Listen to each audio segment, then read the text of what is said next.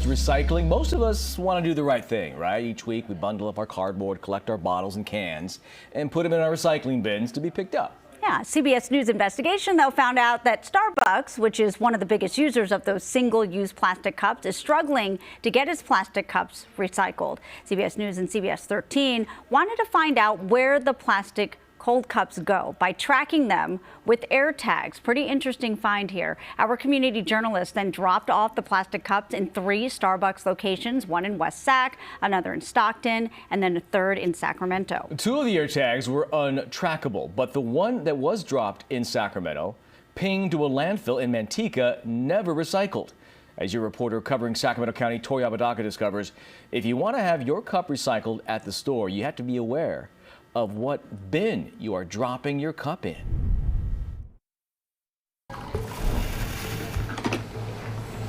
People come back to Starbucks for its consistency and to experience community over a cup of coffee. I see a lot of people on first dates. People can meet here. But when the meeting wraps up and it's time to throw out the plastic cup you sipped on, you're faced with these 3 throwaway options. What I've noticed is people are not mindful, and it drives me kind of crazy, and sometimes I'll go through and put the right things in the recycled container versus the trash. Starbucks customer Dr. Michelle Stevens is an environmental studies professor at Sac State. So I always recycle mine with the hope that they're recyclable.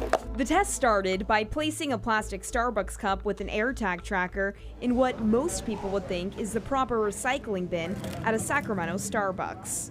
But we discovered you have to read the fine print depending on which Starbucks location you're at, even though if you look closely at the cup, you may think it can be recycled based on the symbol at the bottom of it. At the Sacramento Starbucks I went to, you can see the cold cup icon is on the landfill bin, while in Stockton and in West Sacramento, the cold cup icon is on the recycling bin. We followed my cup's journey from the recycling bin, first pinging at the Republic Services waste transfer station on Elder Creek Road, and then its final destination, a landfill in Manteca, never recycled, which is exactly where the store sign indicated it would go. That you just described really demonstrates the problem. We sat down with California Senator for the 38th District, Catherine Blakespear, who is the co-author of the bill that just was signed into law by Governor Gavin Newsom that will ban all plastic bags, which also aren't recyclable, at California grocery store checkouts in 2026. One of the main issues is that there isn't a use for all this miscellaneous plastic. So the used Starbucks cup really needs to be paper. It needs to be a reusable. But getting customers on board could be a problem. So are big companies ready to change? Starbucks is making strides. It currently allows customers to bring their own cup to any Starbucks for a fill-up and is looking to reduce its waste by 50% by 2030. But their plastic cups appear destined for landfills and not recycling facilities. There are a number of things that get in the way of making sure that a recyclable cup ends up where it's intended. CBS News asked Starbucks. What we are focused on doing is controlling what's in our control. And that's not only the design of innovative materials up front for the total waste stream, but it's also educating our customer in store. Starbucks Vice President for Product Innovation and Solutions, Amelia Landers, says Starbucks' goal is to have more responsible plastic cups and rely on more reusables by 2030. It matters, I think, because people really want to know if corporations are being honest with them or not.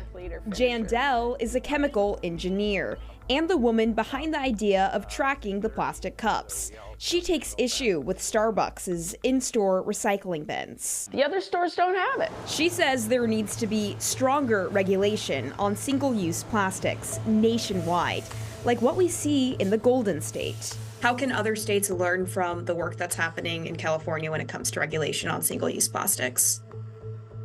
Well, part of it is recognizing what's working and then emulating those things. Senator Blakespear says there are currently California laws in the rulemaking process that will put the responsibility back on those who make the plastics, finding out what happens at the end of a plastic product's life. Provide more cups that are recyclable, encourage people to reuse.